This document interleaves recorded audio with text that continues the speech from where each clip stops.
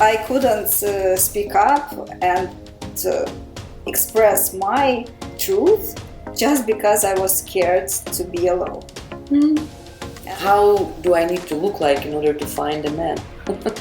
How do I need to look like in order for him to want me? I feel like I'm living the same experience as Mira has in all spheres, especially romantic. Just because I love him, it doesn't mean that I want to be with him the way he is right now. Path to my heart lays through your programs. If you would like to have anything with me, and actually friends as well, because we shouldn't settle just for money or just for looks or money and looks. The vibration, the feeling is the new currency. And that means I got addicted to the pain that I experienced in that connection. Because I realized it's only through pain I grow.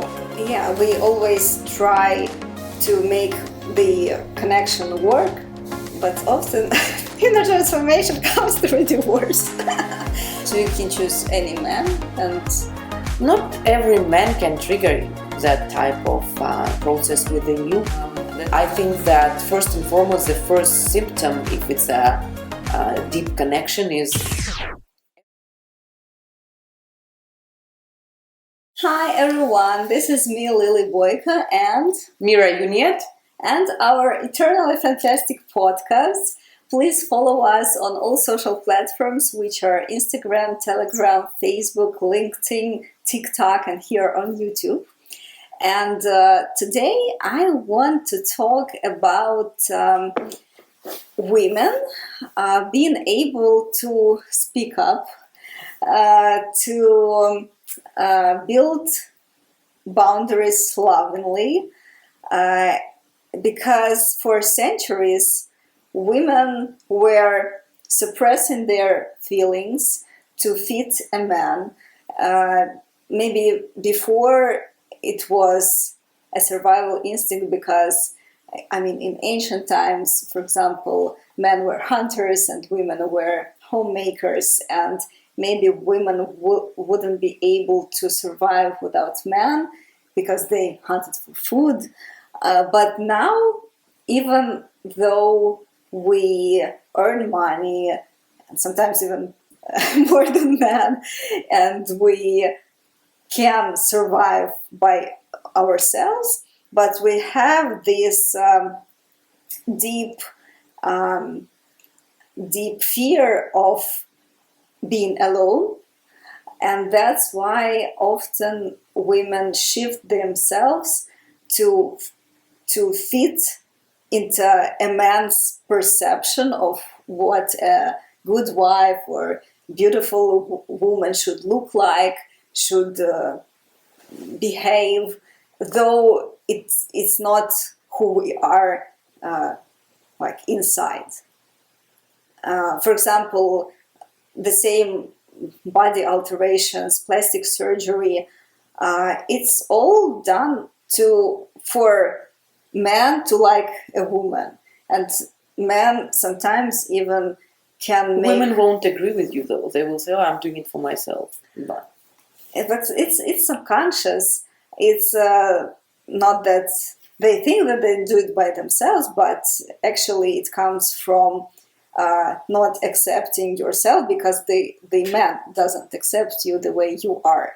And sometimes men even can make comments to women like something is wrong with them, and women believe that and start improving themselves by surgery, or even, I don't know, fake boobs, fake lips, and all this stuff. It comes from not accepting yourself fully, not being in love with yourself. And I think a lot of that is influenced by men and by marketing as in whole, but that also comes from men. Okay, let's... could you please share your opinion on this thing? and how women should be not afraid to tell their truth. I think everything comes from women, because men come from women. True. Can't argue here. Yeah. Who's raising those boys? Who gives them birth? Who nurtures them? Who breastfeeds them? We do. So fundamentally, I think it starts from us. So we should never blame men for that. Instead, we should learn the truth and look for truth within us and find that strength that is beyond being manipulated into beliefs that there is something wrong with you. And that comes from actually reconnecting with authentic self that you have. And anybody can do it, man or woman, doesn't matter. It's just for masculine energy, it's more common to be more focused on outside world and pay attention to the appearances, to the shapes and forms and all these physical manifestations of energy. So, if a man is wounded, then he would be making weird comments about a woman's appearance and he would have weird tastes. And I actually told to someone very dear to me, to the love of my life, when we had discussion on this topic about the shapes and forms. So I actually told him that if you have any particular requirements regarding the size of boobs and butt and thighs, you should go to KFC. They have all the shapes. They have all the shapes there, yeah. Different shapes of breasts and, So, but I was joking about it because I know that anybody's perception of me has nothing to do with me because I've done my inner work. I know who I am. I know I actually let myself define what beauty is for me. And for me, beauty is health on all levels of existence. On physical layer, on mental layer, emotional layer, spiritual layer, and connection with the energy that created worlds. So for me, holistic approach to your life is beauty. Some people just pay too much attention on a physical layer, and nothing wrong with it. It's just a stepping stone to something more, because when you look at beauty in an imbalanced way, then there will be a need to balance it out, and the body will guide you. Surgeons and doctors can tell you day and night that plastic surgeries have no harm, but it starts certain imbalances in the body, and you never know the impact that it might have, whether on you, on your children, on your grandchildren. You don't know. It's relatively a new thing, 100 or a little bit, about 100 years old thing. You haven't seen two complete generations. So to convince somebody that it's all safe and it's all good, it's okay. But I just know for sure it doesn't enhance health. And for me, anything that is not enhancing health and well-being of my body, I just don't consider it beautiful. For me, it's beautiful to physical activity in balance, right? I do 30 minutes of physical motion every day, taking care of my body, making sure it's clean, making sure it's taken care with love, relaxed, right? Relaxed and clean and fit, right? These are the priorities that I take care of, right? But, if I would be searching for a man in my life and I would be wanting to have children and getting married, right? So basically I would have to look, okay, what is now, how do I need to look like in order to find a man? How do I need to look like in order for him to want me, right?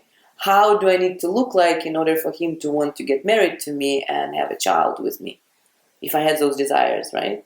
Then I would start molding myself into someone who I am not. But if I cleaned all my desires, and that every woman can do that, to clean your desires and completely surrender to the flow of life, focusing on your own well-being. This is crucial. This is important. Paying your attention on who you are as a being. What energy are you radiating on all levels of who you are? So this is beauty, right? So then it doesn't matter if man would make any comments about my appearance. What is a big deal if somebody doesn't see my beauty? Like, is it my problem that they don't see my beauty? Now, my standards of beauty might be different than theirs. Maybe they do love big lips and big boobs and all these plastic things. And nothing wrong with that. I don't think it's wrong. Whatever works for them. I just know what works for me. Yeah. And that's the type of strength. So basically, once you find and define your own beauty, then anybody else's comments won't impact your feeling. And you can express, actually, what is beauty for you. And you can guide them the direction where they can find all the sizes they're looking for. You can tell them, like, yeah, nothing wrong with it. But you will do it with a different energy. It's not going to be coming from a defense. It's going to be coming from your truth. And actually, the truth that I think deep within every woman subconsciously knows, but she's just not ready to face it, right? So I do feel the pain of all the women who alter themselves to fit into what society calls beauty today, but it's also their fault. I feel their pain, but it's also their fault that they are not looking deeper. Yeah, I remembered when you told that it's not man's fault. I really didn't mean that. I understand that we create our reality ourselves. And I remembered how with my ex-husband, I was in a relationship for 15 years, 11 years married. And why I couldn't, when I never got comments, by the way, about my looks. It could be some like about behavior, for example, something like that.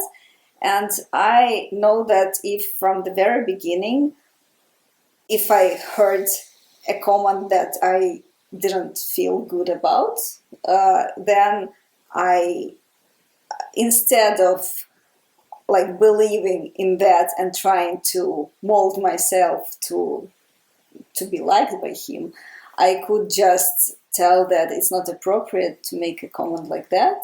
I mean, it's his perception, but why, and it has nothing to do with me, but why I Did you really use that verbiage at that time? Of course not. But I understand that I couldn't speak up and express my truth just because I was scared to be alone. Mm-hmm. And exactly. It's about all women. If there wasn't this fear, then we could authentically tell when something is not appropriate. Yeah. Yeah, that's why I am, very grateful now to my father, who molded me into an independent woman first. Yes, he molded me into independent woman first, and never depend on a man, which means, in his view, I was supposed to be making my own money and having my own sources of income, my own place. Yes, it created a lot of trauma and pain for me as a girl, because that is masculine energy, right, in me, and I was dwelling in that for a long time. Only after awakening, I balanced my two polarities. But now when I look back, it served its purpose for the world that we live in. I would really encourage all women to look into who they are and ask themselves, am I completely comfortable, really comfortable being alone? And am I happy being alone? completely happy? Am I in love with myself being alone? Do I feel enough love for life to share it, actually? And only then she is completely independent. But if she's like, well, if I get married, then I will live in a better house, or I will have more financial resources instead of being a resource. You know what I mean? The joke we have, internal joke. Yeah. One man once told that Mira, because she can travel all the time, and she quit her job, and he told, you must be connected to resources. he meant connected to the source. The source. Told the He's the resources. Persian guy, yeah, Persian guy, and he just couldn't understand how I live life like that, you know. Yeah. And he's like, yeah, you, Mira, you are. I know you're connected to the resources. And then, yes, I'm connected to the source of all things and beings. Yeah. Yeah, so true strength, right? True strength is when you don't need anyone. Yeah, and same, you can ask same questions being in a marriage, and it actually works same for men and for women. I feel sorry for men big time because they are raised by mothers, right? Mothers usually spend more time with boys, with men, and then they are young when they're kids, than the father normally, right? So I do feel, I think it's more difficult for men to reconnect with the truth and strength that I'm talking about. I'm not saying it's impossible, but for women it's just easier because existentially, by design, we're built in a way where emotional side is dominating in us, right? And once we transcend emotions, once we learn to observe emotions, then we connect to true freedom. And men are usually stuck on the level of thoughts, right? So if from the early childhood, the boy was molded into this type of a guy and who saw that his mom was doing this, that his mom was telling him how he should be all the time, appearance-wise or whatever, then it's just more difficult. Then it's just the narrative becomes stronger in them. And then if a man is more logical and thought-driven, it's difficult for him to transcend the emotion, and then it's difficult to connect to the truth. You understand, right? Yeah, so that's why I encourage all women to really do this in their work, because we harm the generation of boys who will harm your daughters and harm their sons too, right? Because we raise kids. We give them birth. Yeah. That's why on our programs we have more women, and the women are usually the spiritual leaders in a relationship. Men supposed to be, yeah. Sometimes it can be vice versa. I mean, I know a few couples where a man is more spiritually connected than a woman. I think these days a lot of women are in masculine energy. Let's be honest. So then, in order for the union to happen, then a man has to be more in a spiritual realm, right? And there are couples like that too. It doesn't mean that the man is feminine, but he's just more connected. It's not gender related. It's not gender related.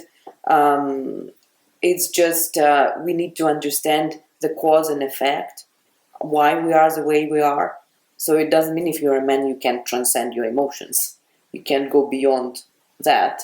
It doesn't mean if you're a woman then you can't be strong and tough. You can, but it's all the energy with which we're doing it, and all of us has access to that, irrelevant of gender. Mm-hmm. It's just I think in my experience, I was attracting men who tried to mold me into someone, and because it never worked out, that's why I ended up being single. Because I was always a rebellion. Even when my dad was molding me in my childhood, I was not okay with it. That was the type of strength that I came, not to be okay to condition. It was conditioning. That's my nature, I think, not to be okay with being conditioned. Yeah. Well, this is quite rare, I think, in women. Yes. Yeah. In my experience, being married and my friends who are married, it's very hard to admit to themselves that they have dysfunctional marriage. Because and we don't are not ambassadors of divorcing. We always I'm an ambassador of divine unions with purpose, actually. Yeah, we always try to make the connection work, but often inner transformation comes through divorce.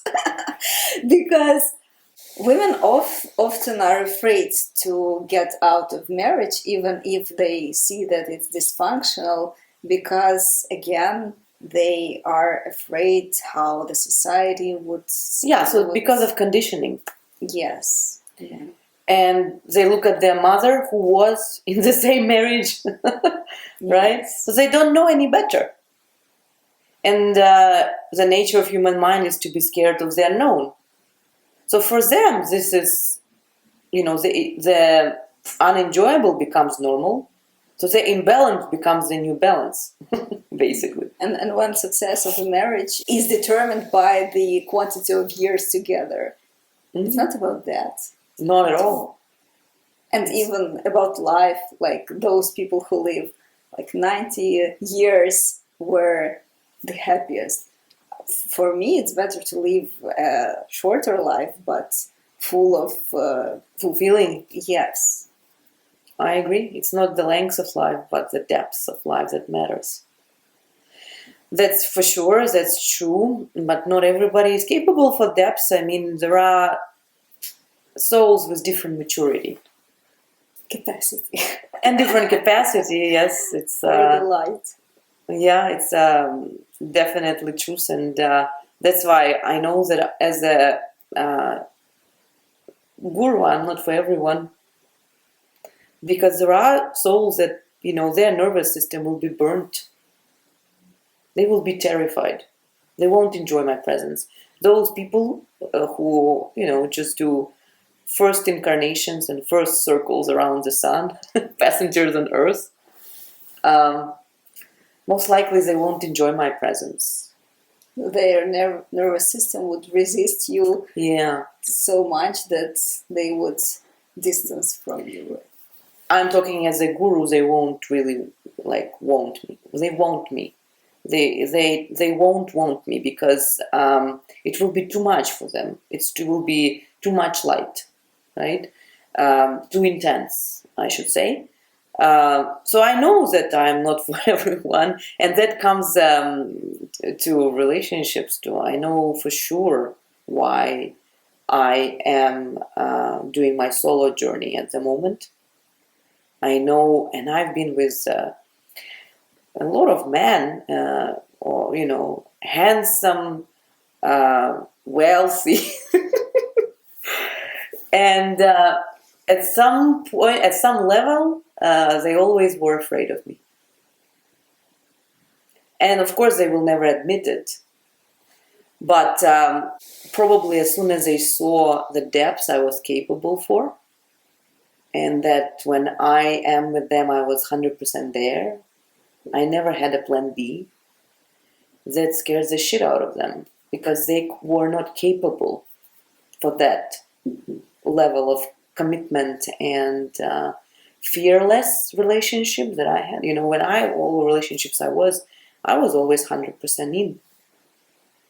And I think that really was a scary thing for a lot of men, because the type of love that I am capable for, it's the love that forces people to evolve and drop, the egos that they are right now, drop the personalities that they are right now. And if that means they had to die to their old selves and be reborn for relationship with me. And I know that breakups were happening because they were not ready to do that. But each person has this desire to evolve. and that's why they keep coming back. That's why they keep coming back, exactly. Yes. But then I already don't feel that. Yeah. With the exception with one, the love of my life, I still feel that. We have a separate episode about him. Yeah. He's quite a cute character in my movie, yeah. But with him, it doesn't matter if we're gonna be together or not. I just feel, I don't know, it's such a beautiful, and I know that I create that feeling. I think that's the beauty of it, that in this connection, I realize that I am creating this feeling. Because I could have created a different feeling. He gave me many reasons to hate him. Really. Not to blame him, I mean, he has his own journey, right? But in the way I was when we met, if I stayed that way, like from that percept point of view of my old self, probably like I would just block him everywhere. Yeah, but because for me it became, I got addicted to my own growth. I got addicted to my own evolution. And that means I got addicted to the pain that I experienced in that connection. Because I realized it's only through pain I grow. Every time when pain came, I taught my body and mind to welcome it. And then the realization came right away. Yeah, because now you don't see pain as a negative experience. Not at all. It's the experience that gets you to the realization, and that's why you're grateful for all that pain that you felt. So there is no longer, in my reality, there is no longer pain or pleasure. There is just an experience in my reality. And I think that boundary between pain and pleasure got transcended by me choosing to love, choosing to fall in love at the beginning, and choosing to melt in that love. That old self that I was just melted in love. Yeah, and now having that strength and ability to love, it's just something I'll carry with me for the rest of my life. It doesn't matter if I am by myself doing my solo yogi journey, or if that being decides to contribute to my mission. So that's the strength, I think, as a woman that I have right now, is that I have criteria. Just because I love him, it doesn't mean that I want to be with him the way he is right now. Mm-hmm. I don't want to be with him the way he is right now. And there is a difference between being together and loving. Yeah, and I think men don't understand this difference, that you can be in love, yeah, and not want to be together, at least with this version of him as he is now. I just see his deeper potential. I wouldn't mind to be with that potential that I created in my head. I mean, I know it's my illusion, right? But I always do that with all people. I almost like interact with their future selves. I start interacting with their future selves. That means that their own future self starts killing the existing version of them. So they don't get angry at me. They get basically this pressure from the future self that's dragging them to evolve. But I trigger that process and they think it's me. And how would you say, for example, women often see the potential and fall in love in the potential, and sometimes this potential doesn't, man doesn't get to this. I didn't say I fell in love with potential. I mean, when can you know that this potential really he will get there?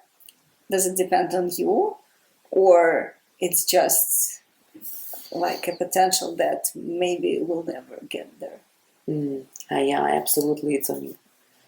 If it's a connection in which you blossom and in which you are evolving and you start feeling your power and strength as a manifester, then it's up to you. So you can choose any man, and Not every man can trigger that type of process within you. That's the thing. The process that was triggered in me in the connection with the love of my life, it's a rare thing. It's a very rare thing. But I think that first and foremost, the first symptom, if it's a deep connection, is, am I evolving in this connection? Am I transcending my own limitations? And do I start embodying the energy that can manifest faster and effortlessly? Then, if the answer is yes, then you should learn to love him the way he is right now. Doesn't mean that you just fall in love with his potential. You need to love him the way he is right now. Knowing that you are actually your energy and the way you respond, that's what's guiding him to his potential. You're just helping him to reach it faster if he's ready, right? You are the one guiding him to potential. If he's not reaching his fullest potential, that's on you. The potential you created for him, I mean. You understand, right? Then you don't really know how to guide him there. Because you don't know how to guide yourself. And it's proportional to the skill that you have of guiding yourself to your fullest potential. Are you guiding yourself to your fullest potential? If you're doing that, then actually he will follow. Because he will start seeing all these miracles and changes in you. And at the beginning he will be scared, and I think this is the case now with the love of my life. At the beginning, you might seem very weird for him when you will be stepping into that power, right? But you just get addicted to following your potential, to achieving your fullest potential. For you, this becomes a priority, to achieve your fullest potential. And then all people around you, including him, if this is meant to be, he should be inspired by you achieving your fullest potential. That's how it works. But when you do inner work, in every relationship you get things from which you can evolve. I mean, maybe then when you experience awakening, and if that's in some kind of is during when you have some kind of connection, maybe it gets linked to this connection, that you see that in this connection you evolved and got awakened, and that's why you feel deeper feelings to that person. I think the reason for what I feel is because in our connection I didn't allow my mind to create negative memories in my experience of life. Even if you ask him now, if we never argued, I never allowed myself, because my awakening started 3 months into seeing him, right? So I started working on my perception. So I didn't allow my mind to create a lot of negative memories and stories in this connection, no matter what he did. Okay? But you could do with anyone that, right? If you changed your perception. But the question is, if the perception change is linked to this person and to this connection you feel, then this is going to be a special one for you, because now that connection basically triggered your perception shift. Understand? And because of what he said, there were certain things he said and did that triggered my perception shift. And that's why I saw him more than probably what you've seen or anybody else. Like, I saw something that probably he hasn't been conscious of. And when I saw that, it was almost like a reflection of my deepest truth. And I saw, oh my God, he's the same, deep within he's the same as me. And then, of course, life showed that he's just further away from that. I mean, he's been in patterns and patterns that were coming from conditioning for longer years, for many years, right? So I don't blame him. It's more difficult to dismantle. But I definitely saw in him the same power I have. Yeah. And even still now, doesn't matter what he says. Doesn't matter what he says. I still see the same strengths that I have in him. We have the same strengths. Yeah. I was actually asking about myself. But it's the same in all relationships. I mean, my awakening wasn't triggered, wasn't because of romantic connection. Divorce was a huge part. Divorce, yeah, but then I had a romantic connection and I trained myself with that man for different responses, different perception, and same as you are telling, when I felt pain, I came to realization, and then I didn't feel like pain. And now we got disconnected, and I'm thinking if that's, and I think he was the only one for whom I had feelings after my divorce. And I'm thinking, was that actually feelings, like real, or was that just this link to my after awakening? That's we used him a little. Sorry. We used him a bit. I think it's important not to really put labels now on that connection, because it hasn't been, I don't think there is closure there yet. And that's the beauty of it. There is no clarity there yet. But I think there is lack of clarity in a lot of aspects in your life. And I think it's just getting spread on that part too. Maybe. The only clarity is that we are in this together. I feel like I'm living the same experience as Mira has in all spheres, especially romantic. But it's like 7 years after you, I go through the same. Maybe not that deep, like not that in that amount, yes. But and that's why I feel our connection very much, because it's a similar experience. Really like parallel realities, yes. And I think because in my romantic world right now, I mean, I don't know if I'm gonna be with the love of my life or I'm not gonna be with the love of my life. There is no clarity there. Same with you. Like me. Exactly. But I'm okay with lack of clarity there. I'm totally okay with not being with him. Yeah. And you should actually, right now, it's just the time when we are being taught a powerful feeling of being curious, staying curious, right? Not letting our desires to enslave us and limit us. Because maybe we can do more in a solo journey. Yeah. It can happen too. Maybe deeper feelings and intensity and fulfillment of life is there for us on a solo journey. I don't know, because I really enjoy I believe that it can be the case. So I mean, he has to really show something in order for me to kind of consider being in a relationship. Really, because it's so good to be by yourself, that should be even better. Yeah, for you to agree on.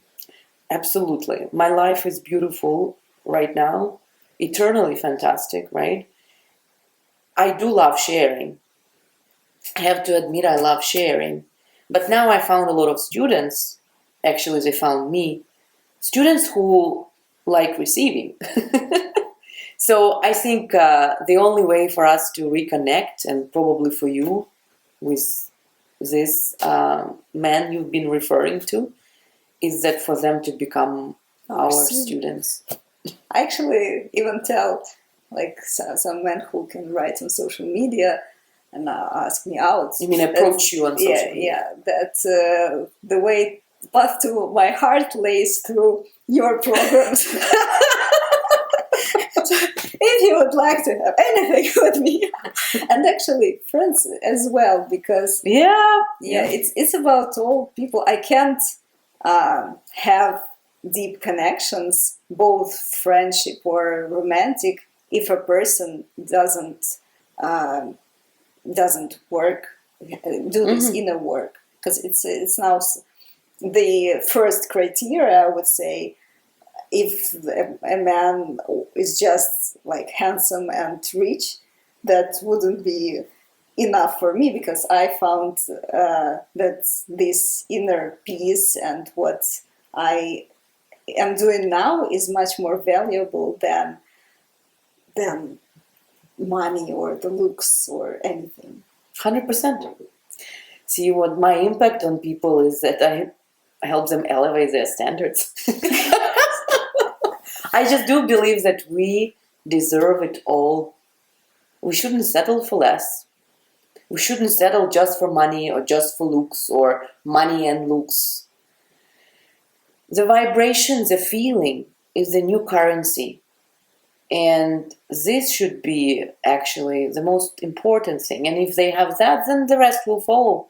Yeah, and it determines the depth of connection. Yeah. And it can, like, we can talk about deep stuff. Are you Jesus or disciple? We already were joking about it. Yes, in one of our podcasts about our love to each other. Yeah. Yeah. Okay, thank you for sharing. You're That welcome. was an interesting conversation. And by the way, we're hosting retreats, mini retreats in Europe, and a week-long retreat on Maldives soon. So stay tuned. I'll leave all the links below. We'll have to say that it's soon because we're just unpredictable. We haven't determined the exact dates yet. So if you would like to join us, reach out and let us know when would work for you. And we're just going in this flow of life, flexible about... Very flexible. Yeah. Yeah. Thank you for the for watching it, and please leave comments, and see you in the next video. Bye. Bye, everyone. Much love.